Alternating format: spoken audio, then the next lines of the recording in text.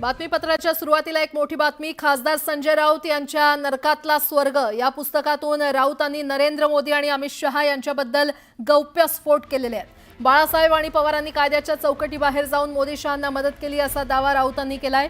दरम्यान नरेंद्र मोदी हे गुजरात दंगली प्रकरणी एक आरोपी होते, तसंच अमित शहा एका खुना प्रकरणी आरोपी होते।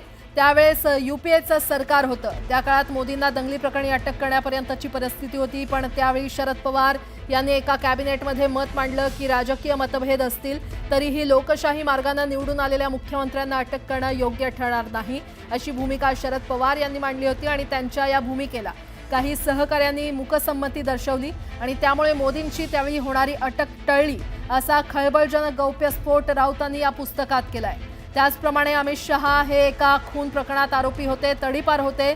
सीबीआय चौकशी सुरू होती तेव्हा मोदींनी शरद पवारांना फोन करून विनंती केली की अमित शहा यांना या प्रकरणात मदत करा। तेव्हा सीबीआय चौकशीत त्या पथकातले महाराष्ट्र कॅडरचे एक अधिकारी होते आणि त्यांच्याशी संपर्क साधून पवारांनी मदत केली होती, असाही दावा राऊतांनी पुस्तकात केलाय।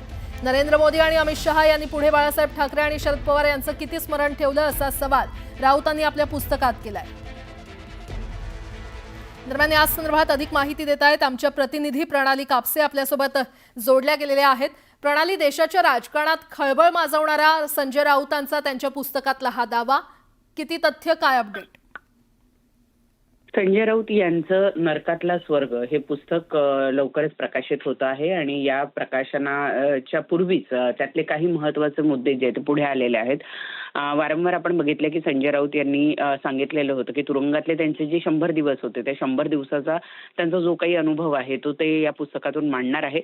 परंतु आता जेव्हा या पुस्तकातले काही महत्त्वाचे मुद्दे पुढे येत आहेत तेव्हा स्पष्ट असं दिसून येत आहे की त्यांनी इथे सांगितलेलं या पुस्तकामध्ये की कशा पद्धतीनं बाळासाहेब असताना बाळासाहेब, त्यांची शिवसेना आणि सामना या वृत्तपत्रानं सातत्यानं अमित शहा आणि नरेंद्र मोदी हे जेव्हा अडचणीत होते, जेव्हा ते गुजरातचे मुख्यमंत्री होते आणि गुजरातमधले अमित शहा हे मंत्री होते आणि गोध्रा हत्याकांड असेल किंवा मग खुनाचा आरोप असेल, या सगळ्या प्रकरणामध्ये हे दोन्हीही नेते जे आज देशाचे शीर्षस्थ नेते आहेत, हे दोन्ही नेते जेव्हा अडचणीत होते तेव्हा बाळासाहेब ठाकरे, त्यांची शिवसेना यांनी किती मदत केली। त्याचबरोबर शरद पवार हे त्यावेळेला केंद्रीय मंत्री होते, त्यांनी सुद्धा कशा पद्धतीनं नरेंद्र मोदी यांची बाजू घेतली किंवा अमित शहा यांना अटक होण्यापासून वाचवण्यासाठी कसा प्रयत्न केला, याचा उल्लेख त्यांनी या पुस्तकामध्ये केलेला आहे। आणि या म्हणजे आणखी महत्त्वाचा उल्लेख त्यांनी यात केलेला आहे तो एक महत्त्वाचं वाक्य त्यांचं असं म्हटलेलं की संपूर्ण देश जेव्हा मोदी यांच्या विरोधात होता,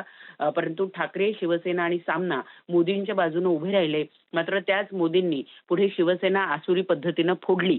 राष्ट्रवादीचे सर्वेसर्वा शरद पवार यांनी किती मदत केली हे विसरून राष्ट्रवादी आणि शिवसेना फोडत असताना या दोघांनीही कुठलाही विचार केला नाही, अशा पद्धतीचे भावना त्यांनी या पुस्तकातून व्यक्त केलेली आहे। साहजिक आहे की त्यांचं हे पुस्तक जेव्हा प्रत्यक्ष प्रकाशित होईल त्यातून आणखी काही महत्त्वपूर्ण मुद्दे बाहेर येतील, परंतु आत्ताच्या घडीला ह्या काही महत्त्वाच्या गोष्टी ज्या आहेत त्या बाहेर आलेल्या आहेत, ज्याच्यामध्ये दिसून येत आहे की संजय राऊत यांनी यांच्या पुस्तकाचं एक महत्त्वपूर्ण टार्गेट हे भाजप आणि भाजपचे शीर्षस्थ नेते हे असल्याचं दिसून येत आहे। बरं प्रणाली, धन्यवाद या सविस्तर माहितीसाठी।